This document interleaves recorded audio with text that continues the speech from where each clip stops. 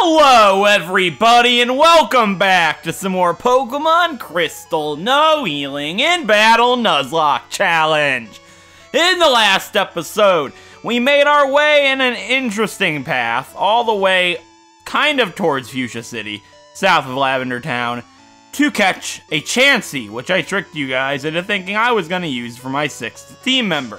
And then we traded that Chansey for an Aerodactyl in the spot that we caught it. And we caught Aeroy, the Aerodactyl, for our new addition in replacement of Angel the Skarmory that we lost against Lance. And as you can see here, I trained him all the way up to level 50 to be with the rest of the team. And his movesets is as follows, being Wing Attack, Ancient Power, Fly, and Hyper Beam. And I gave him the Hard Stone to power up Ancient Power. And his stats are so good. He's so fast. He's faster than Jules, I think. Where's Jules? Jules is at the front. No, back? I don't know. Where the heck is Jules? What? Jules? Right here? Oh, he's in front of him. No, I don't want to switch. Is he faster than Jules or what?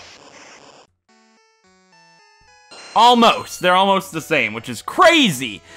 And he's all trained up. It didn't take too long because he gets an experience boost from being traded, which was really awesome. And I trained him mostly in the spot that we caught him.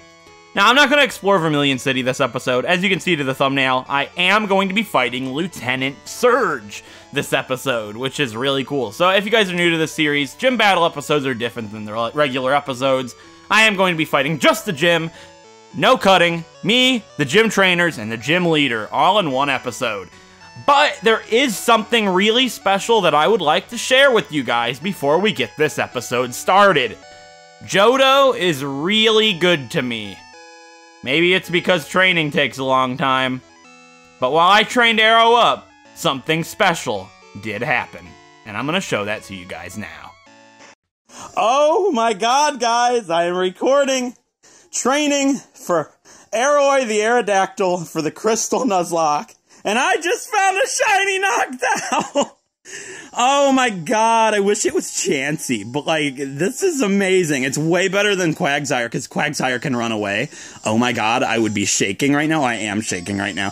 We have a shiny Noctowl. I just thought about this like 10 minutes ago. If I get a shiny Noctowl, I can name this episode Fowl Play, because anime references. Oh my god, this is it. I'm not recording because I'm just training, so I don't have my capture card plugged in, but I do have to play it on my capture card because I have to... it's the virtual console games. Oh my god. Let's attempt to catch this. Okay, so I actually have Pelu up front because I was repel tricking for... I'm shaking so bad. I was repel tricking for Chansey for Lucky Egg because I was trying to get a Lucky Egg, but this is actually really good. I have to look up Noctowl and make sure it doesn't have anything at this level that can kill itself. Okay, it can't get anything, but it gets takedown at a later level. Alright, I do not want to attack this thing. I want to put it to sleep. Right now. Go to sleep. Yes, it's asleep. Yes, we got this Noctowl. Oh my god. A female shiny Noctowl in Gen 2.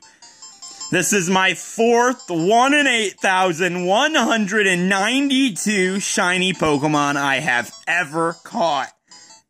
And it is a really cool looking one to say the least. Oh man. There we go. There's a regular Noctowl. Oh my god, it looks great. Yes, I got a shiny Noctowl while training. It was so crazy, it caught me off guard, and I would have run away from it if I didn't hear the sparkle.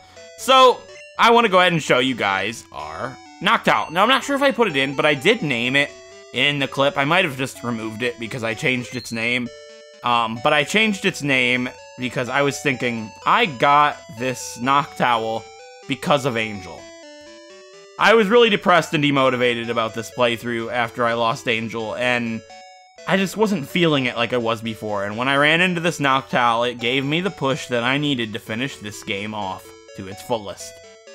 And while we won't be using it on our team, we do have Heaven, the Noctowl, which I think is just a really sweet name for her. I think she's really cool. I would love to use her, but I don't want to risk our shiny. It's just not going to be useful on the team right now, and they're just not that great in Gen 2 because flying is a physical attack and there are no special flying moves. So I'm probably not going to be using her in this Nuzlocke.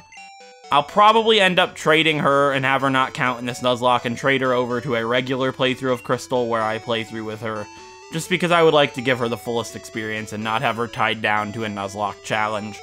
So with that being said, and I wouldn't release her, by the way, if I happen to lose her in this challenge. I might use her. I'm not going to not count her. She does count because of Shiny Claws.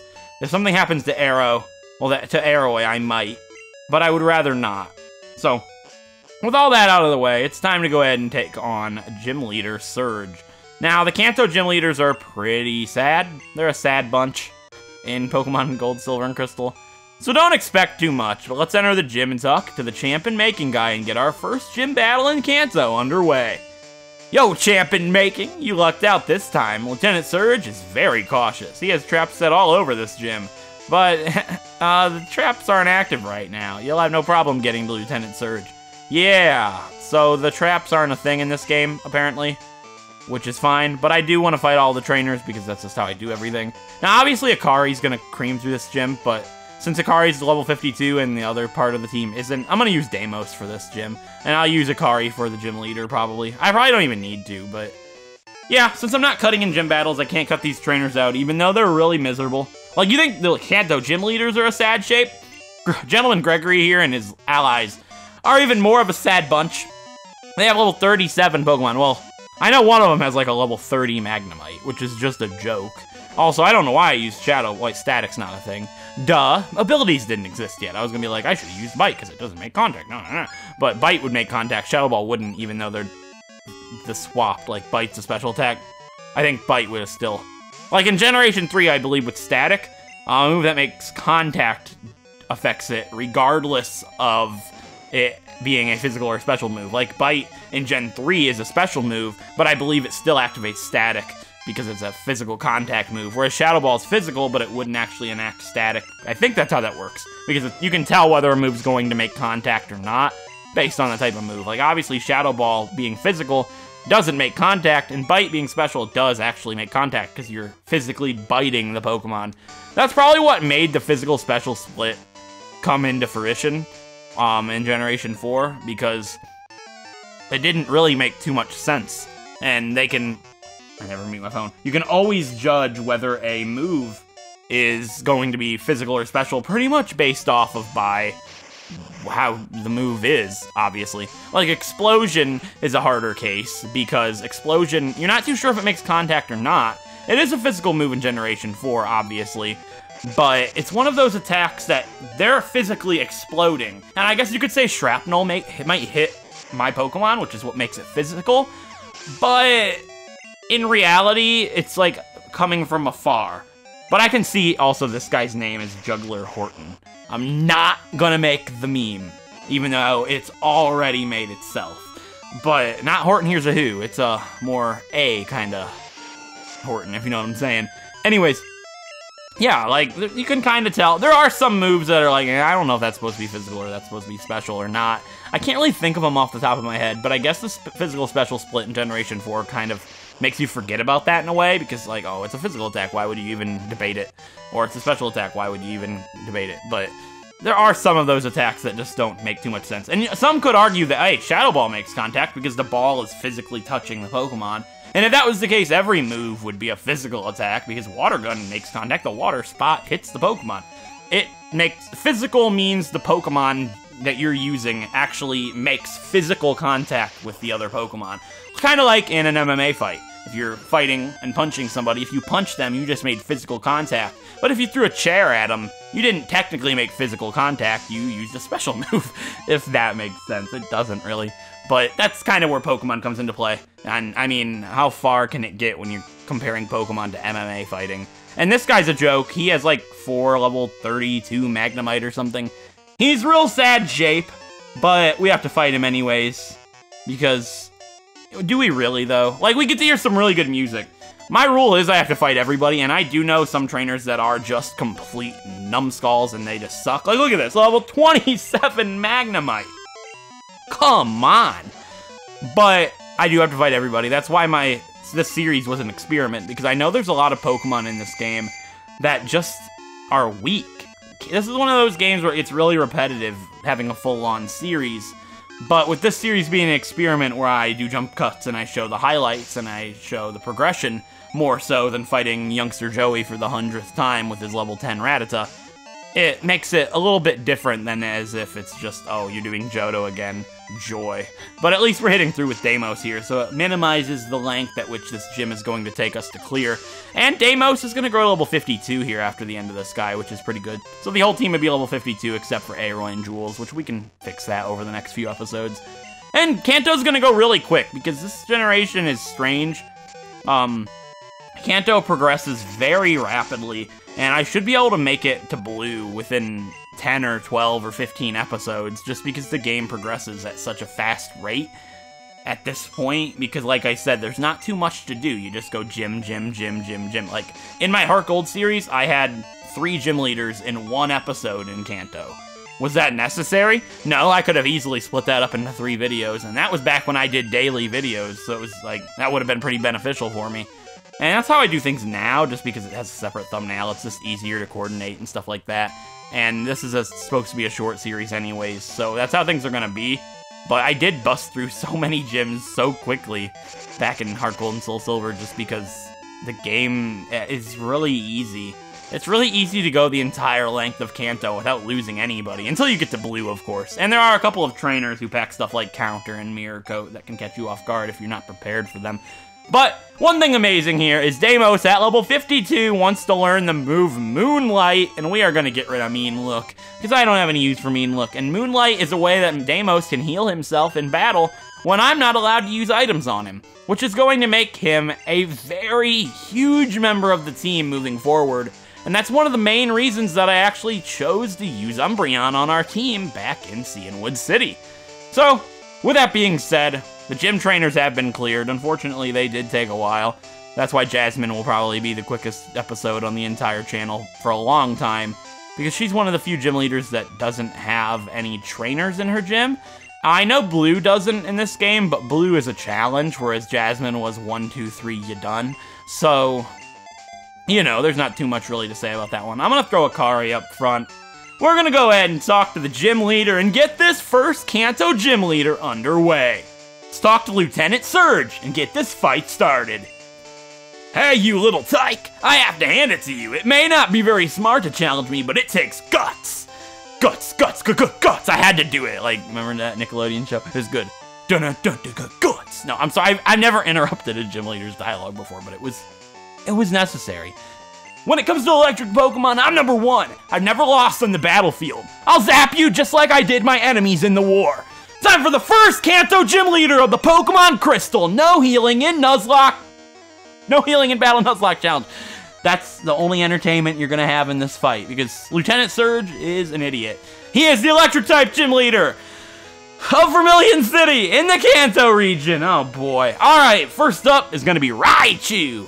Raichu's an electric type, and it's going to be level 44. Alright, Akari, I need your help, and we're going to strike this thing down with a Bone Meringue. And the only point of damage this thing is going to be able to deal to me is Quick Attack, because Bone Meringue is going to clear the field of that Raichu. It's level 44. That's what I meant by joke. This gym is a big, fat laugh. And that's really all there is to it. Next up is going to be Electrode. This could get a little sketchy, but Explosion, even if it was to be able to be used, it won't do very much because of Electrode's physical attack stat, and Akari has a load. Wait, double team? Oh, wow. Akari has a loaded defense. Luckily, Bone Meringue hit for us even after that double team, and that's going to clear Electrode from the field. Nice work, Akari! 3 Pokemon left. What is it going to be? I think he has an Electabuzz, and I don't even remember the other 2. Magnemite? Oh, another Electrode. Wow, how nice of him. Please no double team? Ah, you jerk. I think he actually gives you double team. No, he doesn't. What's his TM? I don't know. Thanks for hitting, Akari. That could have been sketchy if it kept using double team. But it probably would have rid itself from the field with Explosion anyways down the line, so hey, it doesn't really matter. Next up's probably going to be Magneton and Electabuzz, I believe. Yeah, Electabuzz is his ace in this gym. It's an electric type, and it's going to be level 46, and we'll clear it just like the rest of them. The only method it has to deal damage to me at this point is Quick Attack, or if I miss with Bone Meringue like I did there. But it's still going for Quick Attack, because it can't do too much to a ground-type Pokemon. You could probably grab a Dugtrio from Diglett's Cave if you had access to it at this point, and sweep him down with that, like at level 30. It would be hard, but it'd be an interesting little challenge that I'd like to see at some point. Anyways, next up is this final Pokemon, and that's going to be Magneton. It's electric steel type, and it's going to be level 40. And it's a joke because it's even weaker than the other 4 Pokemon. Yeah, it has double team, unfortunately, but it's 4 times weak to ground, so if you didn't manage to one-shot his other Pokemon, you definitely will here. And Akari is going to clear the team for good this time, because he's done. And that's it for Lieutenant Surge. He might have never lost a battle in the war, but he sure does in his gym quite often if he's using that team. Yeah, that's it for Surge. And with that, we grab the first badge of Kanto. We get the Thunder Badge from Lieutenant Surge. Thunder Badge increases Pokemon's speed. Consider it proof that you defeated me. You wear it proudly here. And you don't get a TM in Kanto, that's right. Yeah, that's it for Surge. That was a interesting thing. But the episode is still the length that I normally shoot for this series, so I guess you can't be too upset about that one. I want to throw Arrow up front. We'll probably be using him for the first time in battle on the channel in the next episode. So with that being said, if you guys enjoyed this episode, a like is appreciated. It helps out a great deal. And if you want to see more Pokemon Nuzlocks or Wedlocks like Pokemon Crystal, dang it, feel free to subscribe. And not Shiny Tentacool on screen, that'd be pretty funny. And I'll see you guys next time when we finally leave Vermilion City to actually do something. And we're gonna catch a lot of Kanto Pokemon. I'll see you guys then. Thanks for watching.